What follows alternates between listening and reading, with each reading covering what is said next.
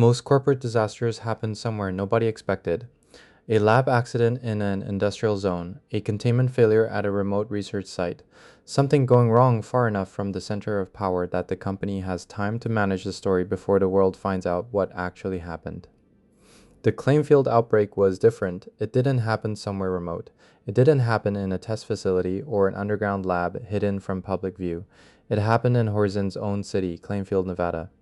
The company megacity Horzine built specifically for its employees, a place designed to be a showcase of everything Horzine wanted the world to believe it was safe, prosperous, the kind of place where Horzine's most trusted people lived, worked, and raised their families. And one day, a hidden Z storage facility was activated, and the streets turned into a war zone. This is the story of the Clamefield outbreak.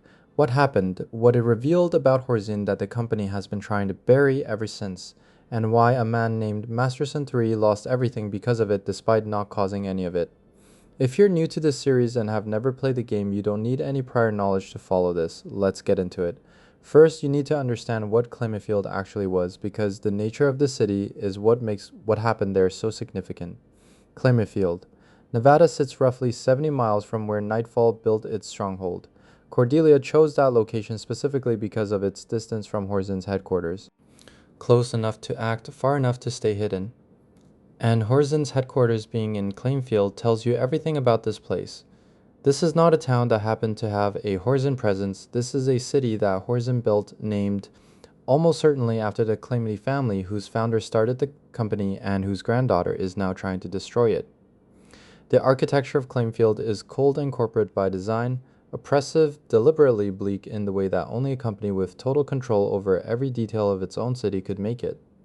Not because Horzine was being careless with how it looked, because this is what Horzine is when it stops pretending to be something friendlier.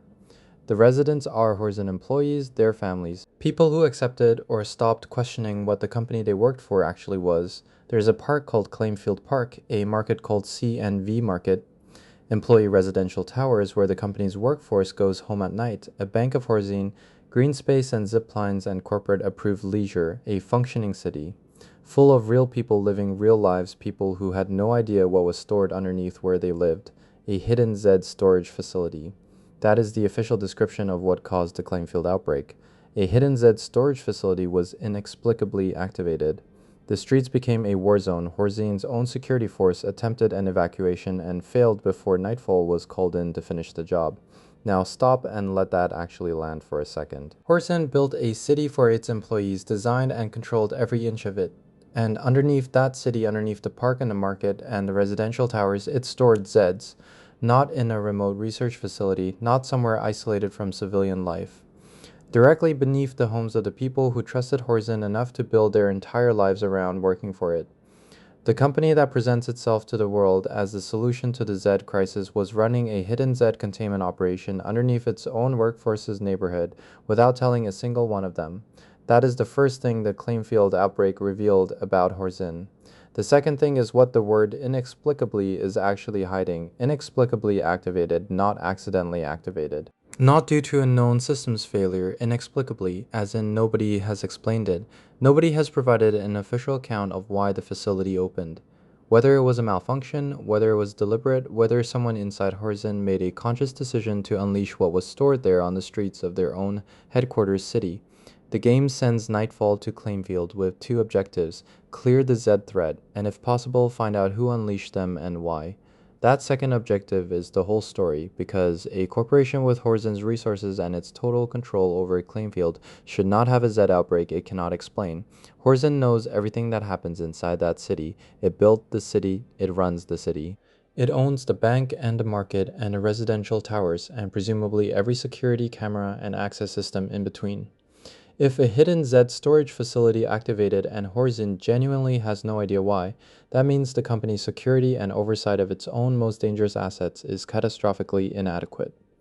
And if Horzine does know why but is calling it inexplicable anyway, that means the actual answer is worse for the company than the ongoing mystery of not knowing. Neither option makes Horzine look like what it claims to be. And one specific man paid the price for that mystery, whether or not he had anything to do with creating it. Masterson III, grandson of Bill Masterson Sr., former Horzine chief of security.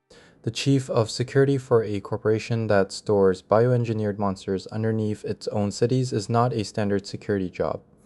This is the person responsible for the containment systems, the activation protocols, the oversight of every Z storage facility under Horzine's operational control across the entire company, including the one underneath Claimfield. When the streets turned into a war zone, the question of accountability didn't take long to find a home. The person at the top of Horzine's security structure, the person whose job it was to make sure exactly this kind of thing never happened, Masterson III. He was scapegoated for the outbreak and publicly ousted. And here is the word that matters: scapegoated, not fired for negligence. Not disciplined for a failure he actually caused, scapegoated, which means the blame was placed on him rather than earned by him. Someone at Horzine looked at the aftermath of the Clamefield outbreak and decided that making Masterson III the story was better than telling the real one. A man whose family name had been connected to Horzine's history for generations, who had risen to the highest security position in the entire organization. Horzine made him the face of a disaster and threw him away because if the real answer to what happened in Claimfield was more damaging than one man's career, the calculation was simple. One man's reputation against the company's survival, the company survived. Masterson didn't. What happened after the ousting follows a path that should feel familiar by now if you have been watching this series. No longer employable by the corporation he had spent his career serving, Masterson III found mercenary work. The same path that others in this world have taken when the systems they operated within either collapsed or turned on them. Using the skills his career built, security, threat assessment, containment knowledge, in service of whoever would pay for them, until he ended up in Nightfall's orbit. And the way the story describes that encounter is telling. He didn't seek them out. He didn't look at Cordelia's operation and decide he believed in what it was doing. He begrudgingly joined. That word is the most honest thing about his whole character. Because genuine betrayal doesn't produce instant conversion, it produces something messier. A man who knows Horzine's systems better than almost anyone else in Nightfall, who spent his entire professional life inside the company he's now technically working against, who may not even fully believe in what Nightfall is doing while he's doing it. That tension is what makes Masterson III genuinely interesting. Not the fact that he was wrong, but the fact that being wrong didn't make him a true believer. Just someone who ran out of better options and ended up in the room with the people who were already fighting. And the question that the Clamefield outbreak leaves completely open is still sitting there unanswered. Who activated the facility? The game hasn't told us. Nightfall was sent to find out. Whether they found out or not, the franchise hasn't confirmed a culprit yet, which means everything is still on the table. Was it a genuine accident, a systems failure inside a containment facility that should have had multiple redundancies protecting against exactly this kind of event? That would mean Horzine's oversight of its own most dangerous assets is staggering in its inadequacy. Was it someone inside Horzine? Someone who made a deliberate decision to activate a Z outbreak in the middle of their own company's headquarters city? If so, what was the goal? Destabilizing Horzine from within? Creating cover for something else happening at the same time? Eliminating specific people who lived or worked in Claimfield, or was it an outside actor? Someone with the capability to reach into Horzine's internal systems and trigger the facility activation without being detected, which would mean either Nightfall or some other organization has capabilities Horzine doesn't know about. Every direction this points leads somewhere uncomfortable, and sitting in the middle of all of it is a man who was the chief of security when it happened, who knows more about how that facility should have been managed than anyone else currently in Nightfall, and who ended up fighting for the other side, because the company he gave his career to decided his reputation was worth less than protecting its own. Masterson III didn't cause the Claimfield outbreak, but he might be the key to understanding it. That's the Claimfield outbreak. A disaster in the heart of Horzine's own city, a question nobody has officially answered, a man who paid for someone else's decision with everything he built, and a mystery that Season 4 and the ongoing story of KF3 might finally start to explain. If you want to go deeper on Horzine's history, Moorcroft's research, or the rest of Nightfall's team, all of those videos are in the playlist below.